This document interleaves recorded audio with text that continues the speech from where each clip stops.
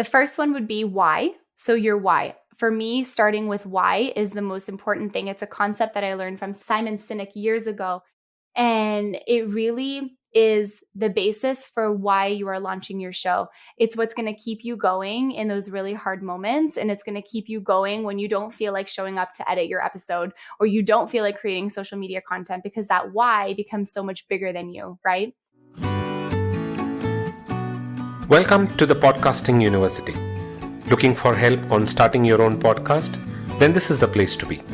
We will help you with everything from selecting your topic to promoting and monetizing your podcast in the simplest language possible. Listen to other podcasters who've been through the grind and learn from them as we interview them every week. You can find more details on thepodcastinguniversity.com.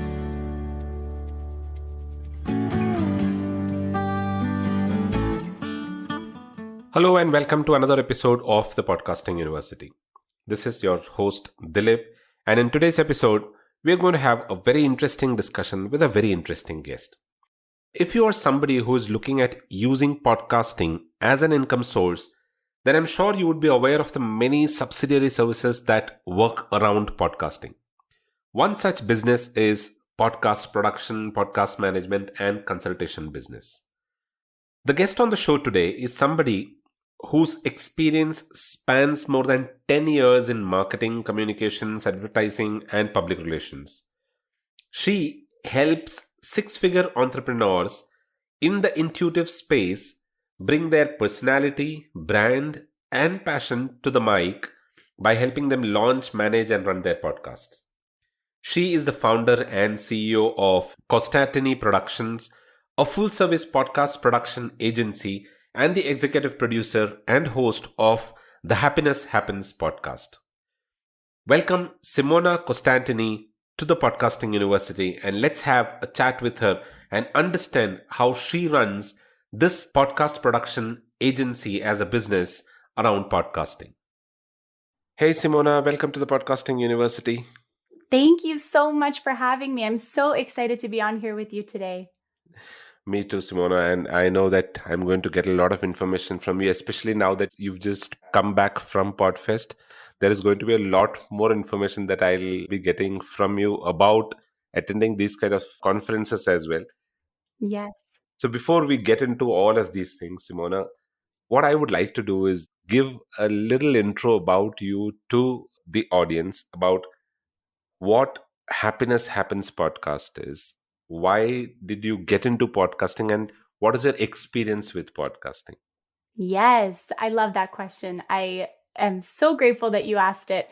So my podcast is called Happiness Happens, and I actually started the show back in 2018 as I was going through a difficult time in my life, and I was learning a lot of new things about myself and about the way that the world works and around me and all of that stuff. And I kept thinking to myself, you know, if I'm going through all of this right now, there has to be somebody else in the world who must feel the same way as me on some level. And then, you know, I started thinking to myself, maybe the best way to communicate how I feel and what I've been going through and to bring people closer together was to create a podcast. So I created the podcast out of the desire to help people feel less alone, to be honest. I wanted people to have a spot to go where they could feel understood and heard and, you know, feel supported in whatever that they were experiencing in their lives. And then the way it's sort of evolved over the last few years is now I speak specifically with people about happiness and what happiness means to them, and, you know, exploring that with all kinds of people around the world. And I learn so much every single time. And so that's how I got into podcasting originally. And then through that, started out my own production company. And now I produce podcasts for my clients as well as for myself every single week. And so, yeah, I'm really immersed in it. There's a lot to learn. And I have so much to share with you all today. Great. Simona, a question that I had, I was listening to your podcast and I see that you talk a lot about happiness for entrepreneurs. And in terms of entrepreneurship, there is a lot of discussion that you do. Any specific reason why you specifically talk about happiness in entrepreneurship? That is a great question. I have to say, I think because entrepreneurs, I feel like are often the most isolated types of people in their industry. There's a Hmm. lot of work that goes on behind the scenes and, in being an entrepreneur and having your own business. And there's a lot of time that you spend by yourself. And what happens is, and what I've learned is, a lot of the times when people are entrepreneurs, it's typically because they don't fit the mold that, society would tell you you should be, or how you should be, how you should act, and all of that. I know for Hmm. myself, becoming an entrepreneur was that exact journey. I am definitely I would say outcast in my family because I'm different, and I wanted a different type of life, and with that comes friends and family not really understanding why you do specific things, or why you would work so many later hours if you have to. And Right. so it's really about that, just that idea of supporting entrepreneurs and helping them really tap back into their purpose, why they started, and the overall happiness and the journey that they're looking for. Right. And I can so much relate to that part Right. where you mentioned that people don't understand why we work for 15 hours. So I see so many people coming and advising me why I shouldn't be doing it, why I should be focusing more on all of those other activities. And uh, in spite of the fact that I try to make them understand as much as possible, and Mhm. it's not that I'm sacrificing my friends time or my family time, but still I always see that there is that advice that keeps coming as to why I shouldn't be doing that. So I can perfectly Mhm. understand what you said. Exactly. And I really think that a lot of the times it's like people will tell you something and they'll tell you, "Oh, you shouldn't do this. It's safer to go and get a job, and it's safer to do all of these other things." But I have to be honest with you, especially throughout the pandemic and COVID and all of that, I was working a job. I used to work in a corporate job. I had a great job. It was fine, but it was never something that I actually really wanted to be doing my whole entire life, right? Hmm. And Hmm. that safe, cushy job that I thought that I had, I got let go. I got furloughed because it was in the travel industry. I Hmm. didn't have, you know, there was no job security anymore. So this job that everyone on the outside thought was so safe and so secure ended up being, the number one job that probably wasn't. And so that really shifted my perspective in so many different ways that, it's not always one way. Insecurity part is always there with a job, Mhm. and yeah, that's where there is a lot of disconnect. So Simona, now since you focus a lot and you're targeting a very specific market, and for example, if I am to look at the happiness from an entrepreneurship perspective, I think that isn't something that is a very commonly discussed topic. And so I don't even know if there will be an audience, if entrepreneurs will want to take that time out to understand why they need to be happy in whatever it is that they're doing. So how did you come to that niche, and did you find that the market was very limited, or was it easy for you to get your audience? That's a really great question. I really like self-development podcasts. Like I really enjoy listening to people's like stories and that kind of stuff. And Hmm. I think what I like so much about that is just because it was really reassuring to me in those times that were really difficult. And so when I say this all the time, I say, if I were to go back and launch my podcast all over Hmm. again years ago, I would do probably like a million things differently, but I also would do everything the same at the same time. So I'll tell you why. So I would do so many things differently because I've learned so much about what it takes to launch a podcast Hmm. and launch a really good podcast. But at the same time, I would have never have learned all of those things if I didn't launch my show in the way that I did. Right, So right. right. And so when I launched my show initially, I had no audience. I launched I didn't even really have a social media presence. I didn't have an audience at all, really. And I just launched it purely out of passion. Now, the shows that I launched today are shows that are, you know, more in the entrepreneurship world. So they have, a different purpose to them. They're typically, an extension of somebody else's business or an extension of what someone else is creating. And they already have that online presence, right? So, Mm. when I was doing my show, I didn't really have a niche when I first started. And it really has evolved and grown with me as I've continued to grow.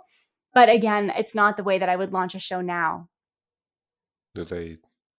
I can understand. I was about to come to that second aspect of your consultation business, but before I get into that, because Yes, I know yes. that there also you're very focused and your niche is very limited. But uh, what I would like to know from you, Simona, and I think you will have a lot of experience in terms of building an audience in such a tight niche. So how today, for people, building an audience means going to social media, posting a few maybe tips there, or maybe an audiogram, and then they expect the audience to come, the traffic to come. But Hmm. I am not really sure if that is the best way of doing it, because I don't think personally that that is the best way of doing it. So what, according to you, are some of these ways that people can build audience, which probably a lot of people aren't talking about today? I love that. Well, I like that you said that to begin with, because I do also think that, your audience is so much more than just making a social media post online. You know, Mm, when you're building a podcast and when you're creating a podcast, the way that I like to think about it is that you're creating a community around your show. You're mm, creating a place for people who, have similar interests, want to learn similar things, to come to learn and understand and grow. And so, right. in terms of building an audience, I think social media definitely plays a big part in that. You definitely want to have that community online, but how you do that is totally up to you. So some people will like to use different Facebook groups. Some people use specifically Facebook, for example. Some people will only use Instagram. Some people will use TikTok. But then you also have different things like, you know, newsletters or running ads and meeting new people through running ads. That's not something that I personally do in this current moment. So I won't speak to that too much. And I know you probably don't really want to get into that anyways, but Mm, I think that when it comes to building your audience, it really does come down to your content. And then you also want them to do something next, right? You want to take them on a right. journey with you. So, whatever it is that you're wanting them to do next, is it to subscribe to a newsletter, to download a free resource that maybe you've created, to maybe join you on social media or, enter into your membership program. So there's so many different ways to build like that audience. I Mm, think the biggest piece though is to really think of it in terms of building a community of people. And then once you build up that community, the audience follows, and then you have those followers who are excited to listen to your show, who want to share your episodes with their friends and with their family and the people that they know. And I think that it takes time. And I think it takes, I wouldn't say I don't think it takes time to like grow a podcast to a big audience, like to have a lot of listeners. But mm. I think it does take, a little bit of time to build that community piece. And that only happens through the content that you're putting out on a regular basis. So basically, first the content or the foundation has to be strong, and then it is all about building that community where people kind of refer you, get you more audience. So that's something that we should try to do, right? I would say so. Yeah, I definitely Mm, would say so. right. Including that in your launch strategy would probably be very helpful and a very good way to approach launching your show.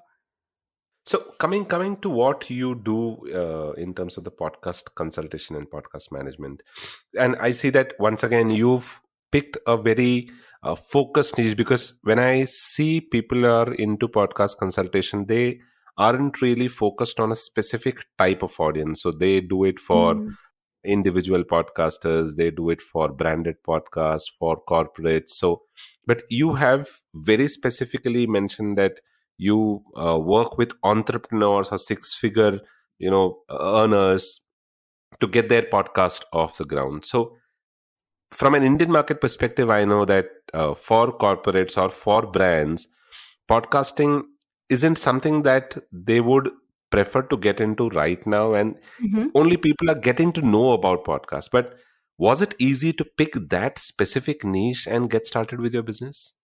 It really was for me. It was so easy for me to pick that niche, and it almost fell into my lap that way. I have a lot of friends who are entrepreneurs to begin with. And so when I launched my services initially, Hmm. um, a few years ago, I was working with entrepreneurs on their podcasts already. And, my clients would refer me different business that were also entrepreneurs.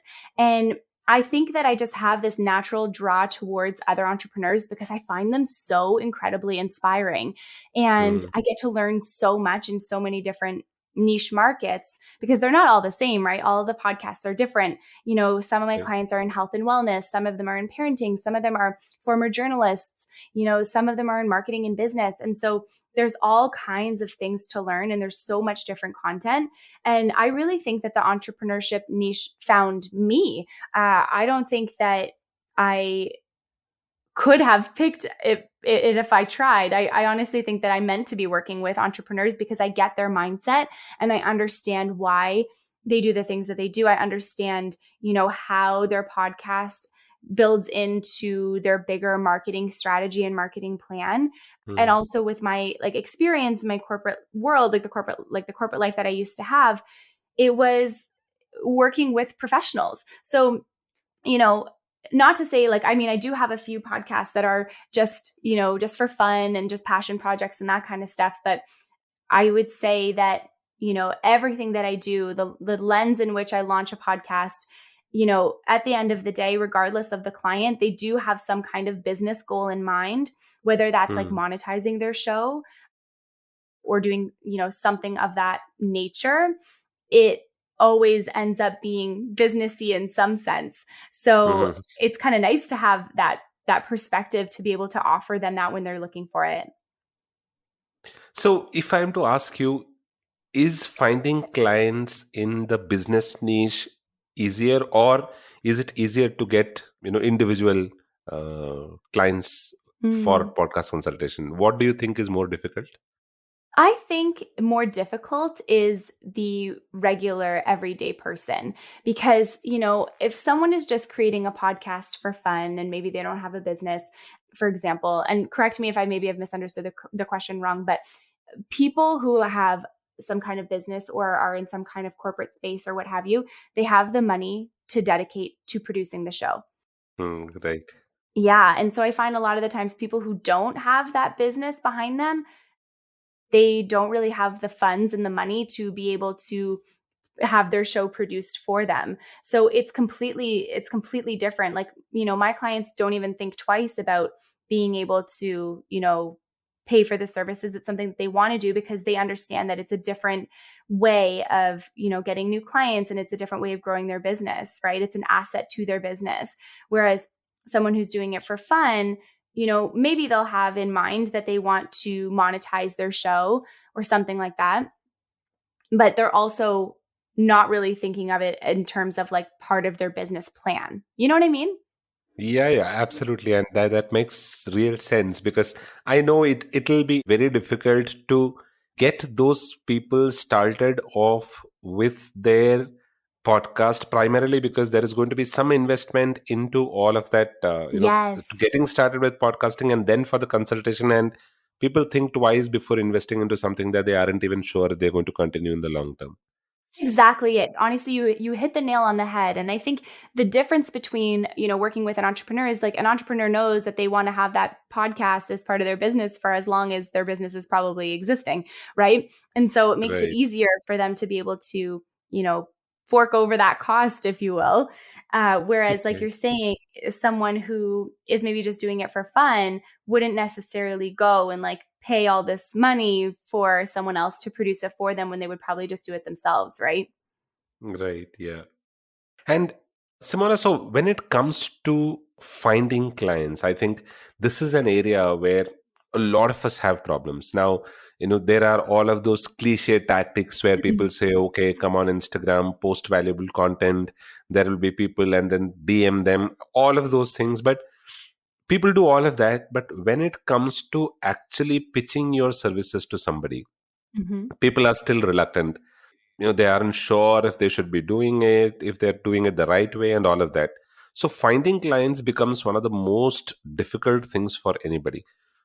Since you are in focusing on a very specific kind of an audience, what is your method to acquire clients, and how difficult have you found it to approach clients and pitch them your services? And if you've had to make any tweaks in specific to some specific audiences or something like that. That's such a great question. So, when I first started my business a few years ago, I actually started it on Fiverr. And you may be familiar with Fiverr already, but it's a Yeah, freelancing yeah. app, right? Yeah. So it's a freelancing app, and I just went on there. I created 3 different gigs that I could, do for people. One was like creating an intro and outro. One was editing, a 30-minute episode, and then editing like a 60-minute episode. And Hmm. then I just started working with my clients through there. And I was still working full time at the time when I first started this. And honestly, when I launched my business officially, I had said to those clients, I'm going out on my own. If you want to sort of like continue on together at a little bit of a better rate, send me an email and we can go from there. And then what happened was everyone from Fiverr came over to my business, which was so nice. Okay. And it was kind of amazing. And, I'm very blessed. I'm very lucky. My clients refer me business all the time. So, like my clients, I would say 98% of them, like 98% of the time, pretty much comes from having a referral business. So Hmm.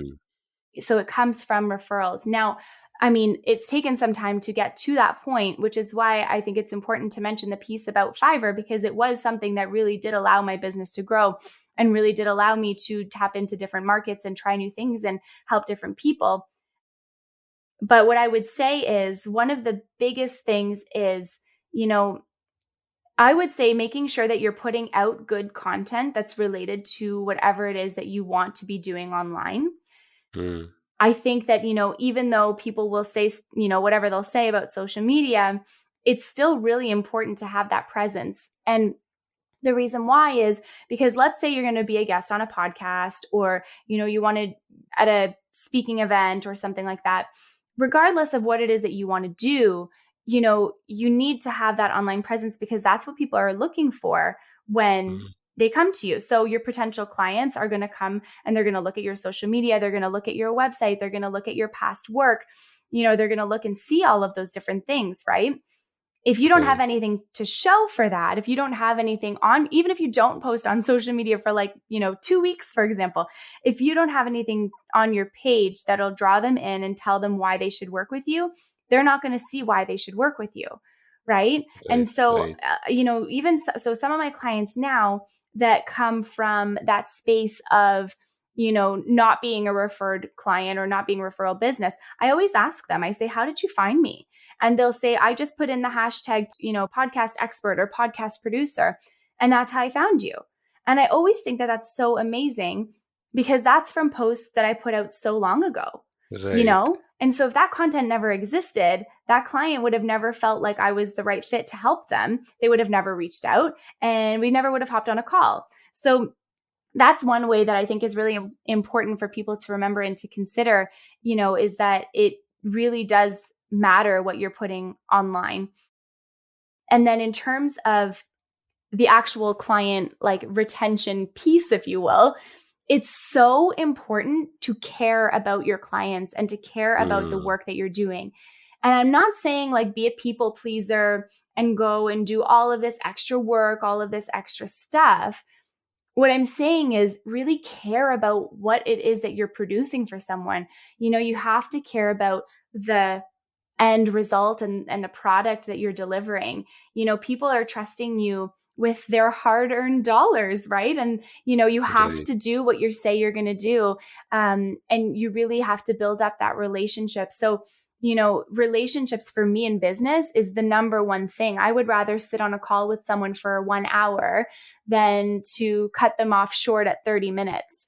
You know what I mean? Like, I just think that, I don't know, there's so much to that. What do you think? Yeah, and it makes sense because that relationship that you're building is probably the foundation for getting additional clients, because the Yes. experience that they've had with you is what they're going and talking about, and which is why all of those referrals are probably coming in. That's exactly it. That is exactly it. And, my clients really do say, like, if their friends are like, oh, I'm looking for someone to help me with my show. My clients have no problem being like, oh, you know what? I should introduce you to the editor on the editor who does my stuff, or the producer who does my stuff, because she's X, Y, and Z, and she does a good job. Right. But it's only Right, because I've done that good job for them for so long that they trust me with their contacts. right. Yeah, absolutely. So, that quality of work and that relationship is probably, it's not just about building that relationship with that specific client, but I think that is the foundation of running a business like this, because like what you said, we will have to rely on our existing clients who Mm-hmm. can go and talk well about us in order to get us more business, instead of Exactly. focusing on any of the other channels. I think that is the best channel to look at. Exactly. And, I have to say too, like, maybe think about, and for everyone who's listening right now, really think about, like, what are your values in your life? Like, what do you value from other people? When Mm, you purchase a service from someone, what's important to you about that service, or the way that they are, or how they run their business? right.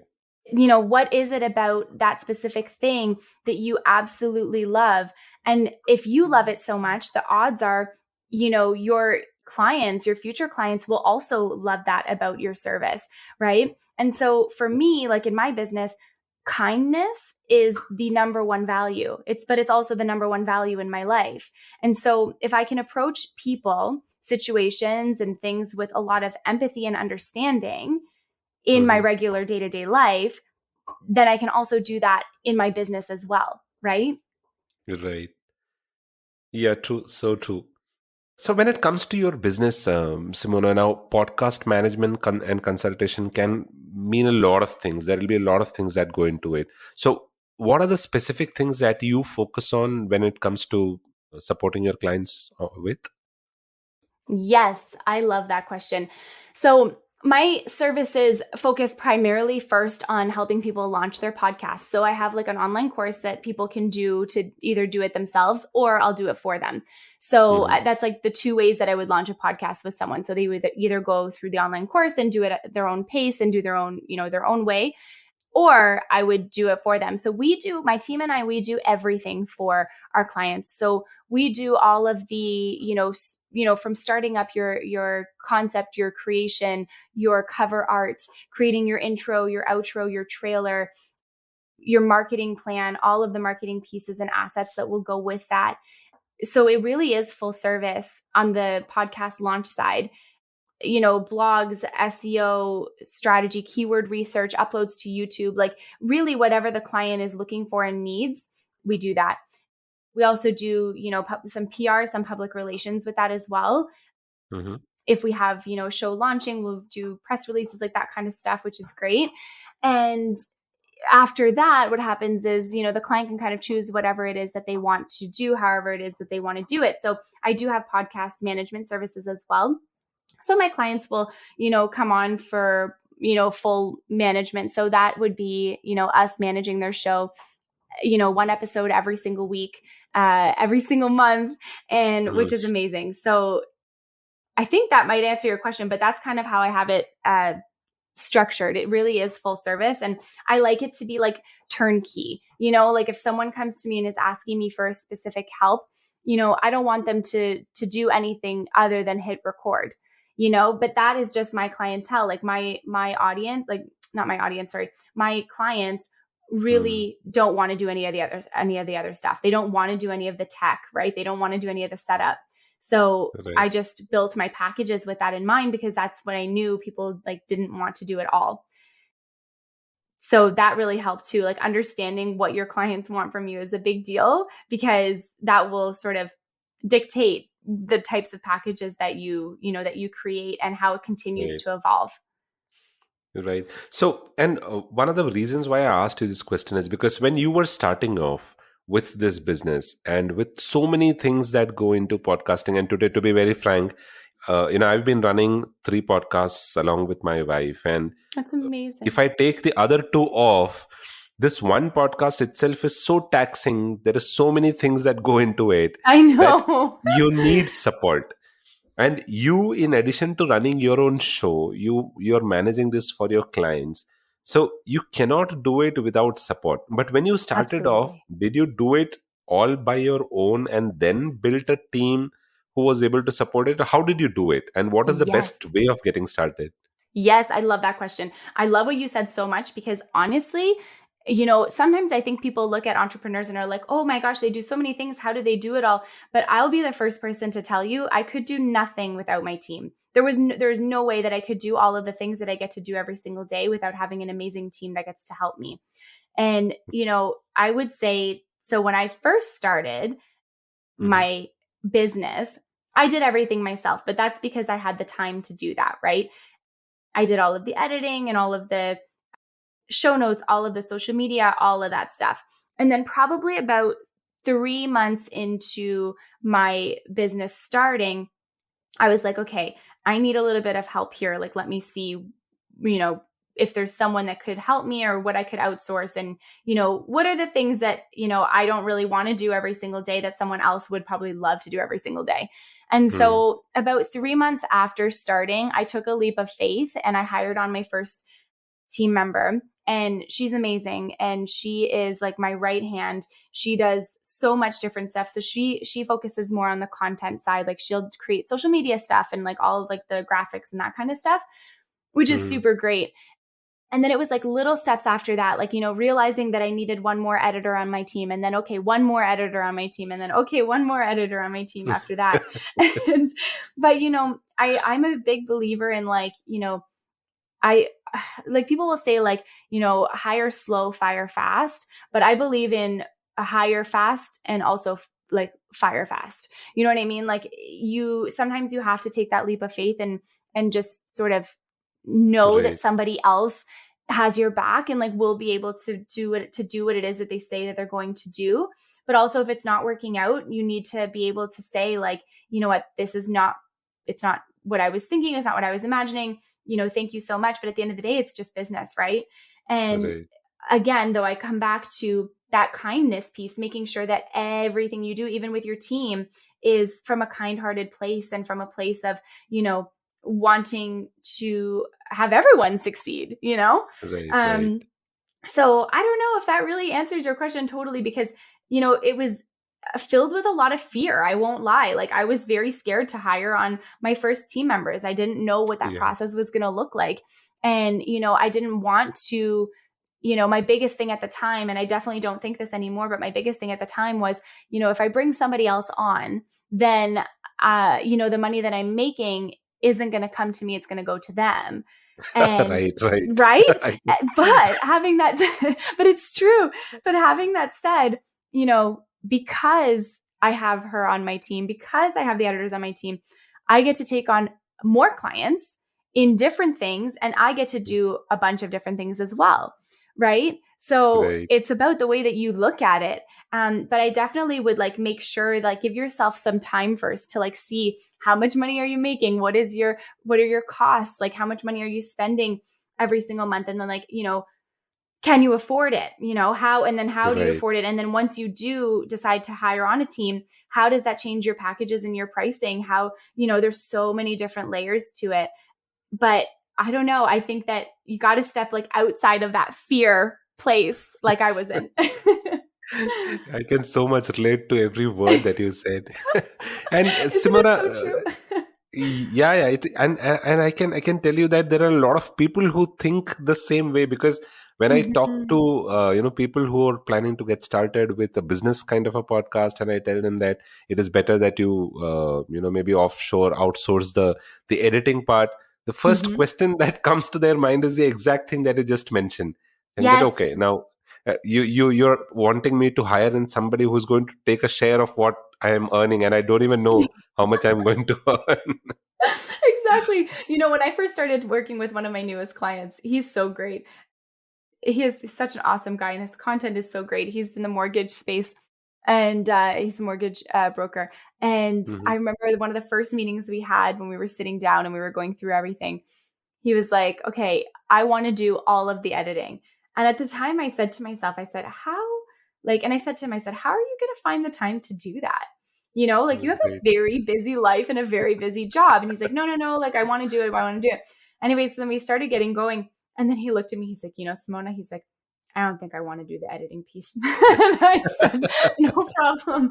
I definitely understand. And I was like, I knew that was coming. Oh my goodness. Right. Yeah, it Yeah, was. and when you're hiring support for your team, Simona, what does your experience say? Is it good to hire somebody full time, or is it good to go get maybe some other freelancers on some of the sites like that of Upwork or something? So, Oh which would yeah. you recommend?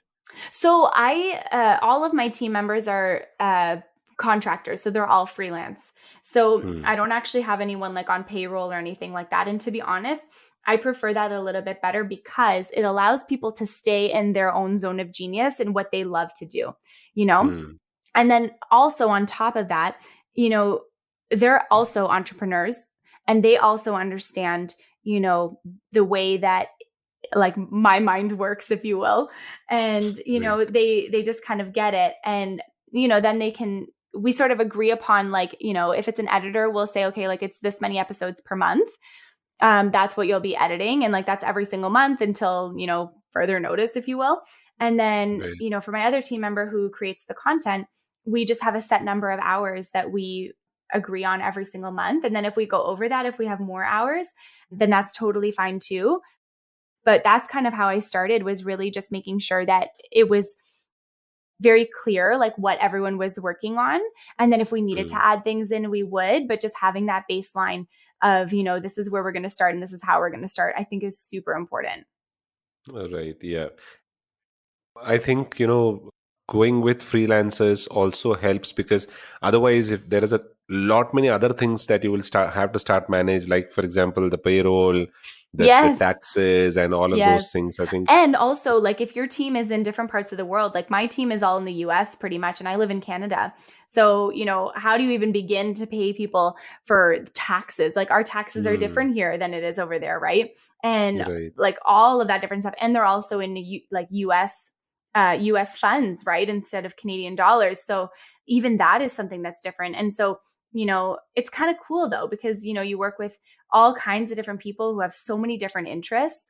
And then Hmm. too, what I love the most is, you get to know them, their families, and all kinds of things. You know what I mean? And it just feels Right. like you're making such a bigger impact that way. I don't know. It does to me anyways.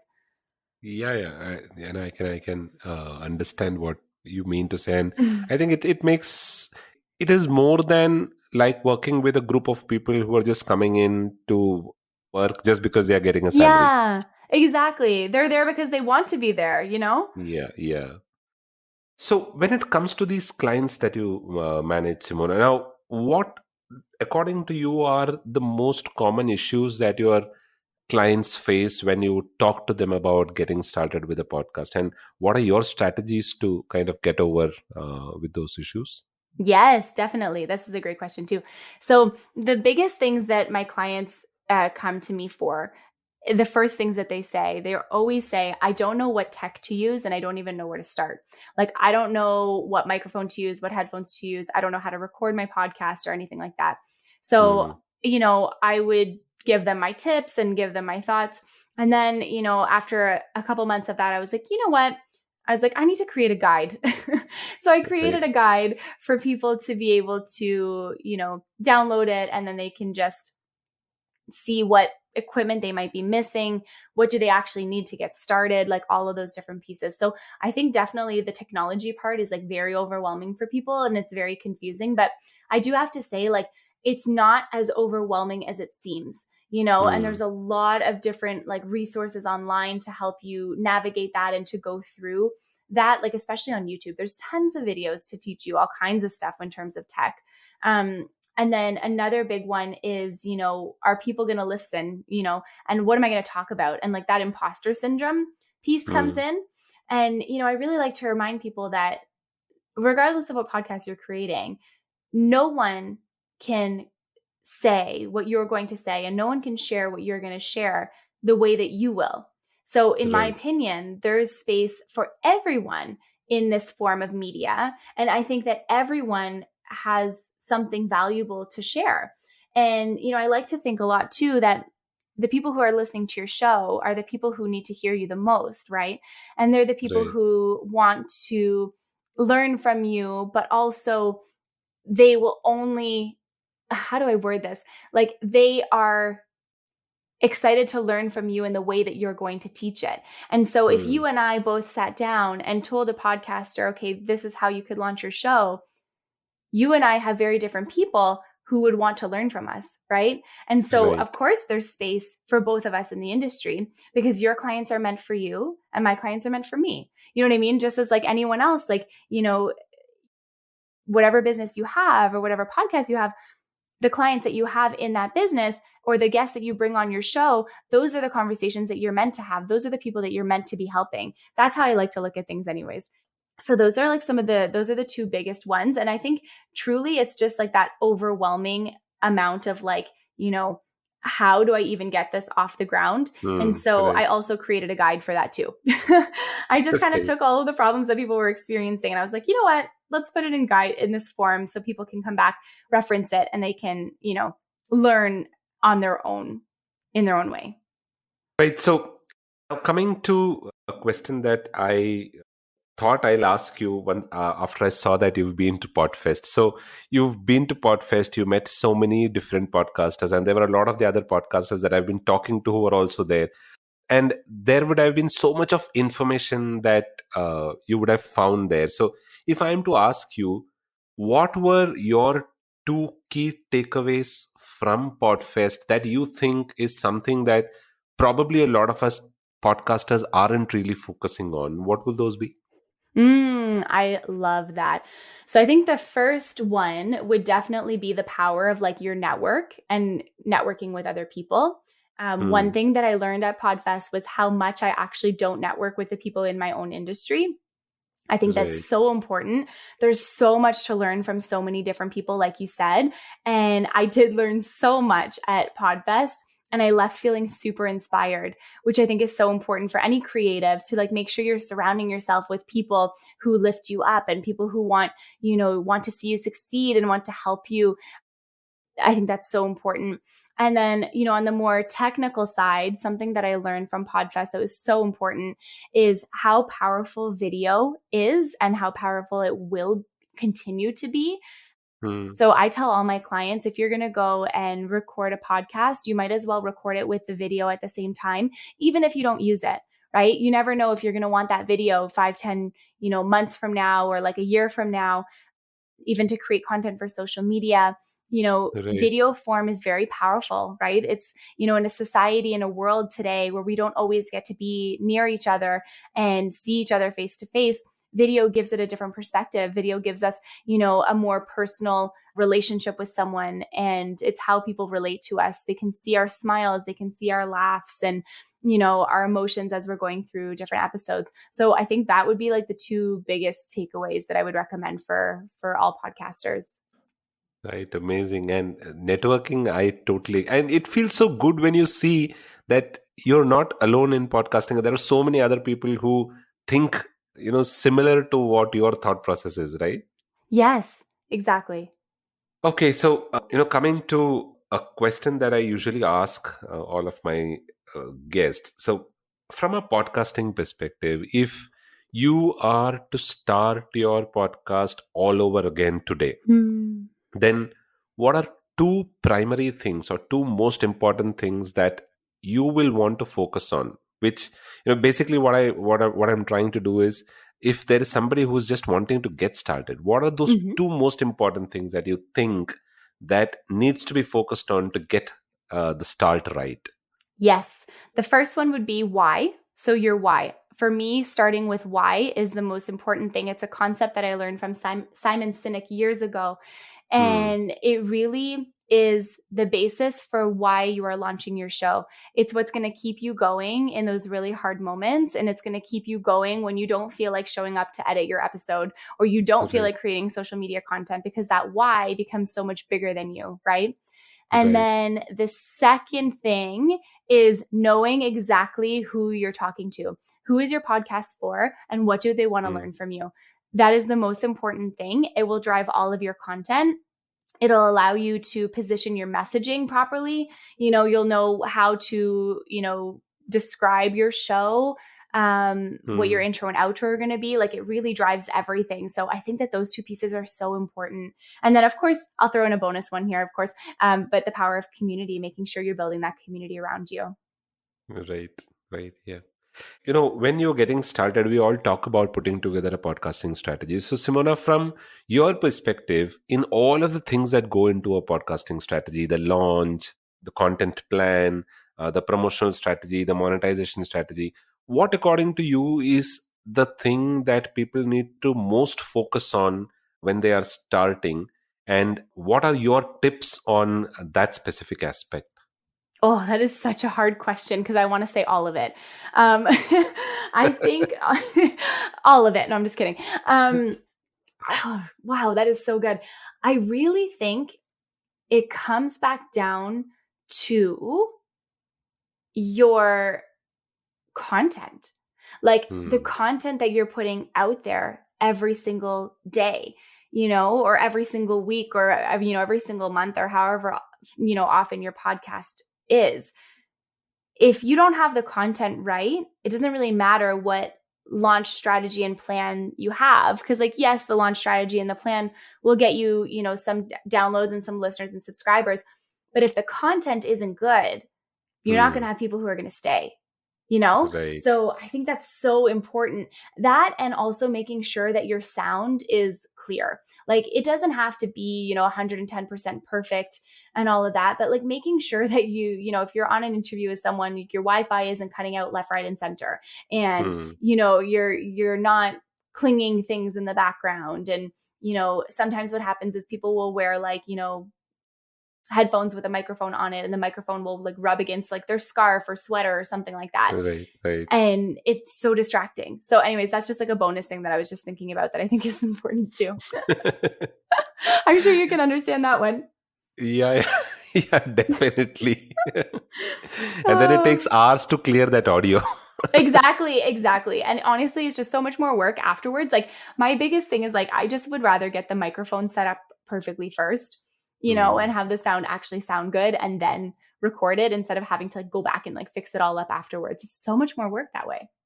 Right. So nice. Some very uh, intricate points that you touched upon, and very informative things that we spoke today, Simona. And it is so nice listening to you, learning from you a lot of the things about podcast consultation. And I'll tell you, see, while we all talk about podcast production agency, I think what matters a lot is what are the specific things that you focus on in that podcast production agency. Because I think that if you're going to do anything and everything for everybody, that isn't a sustainable model.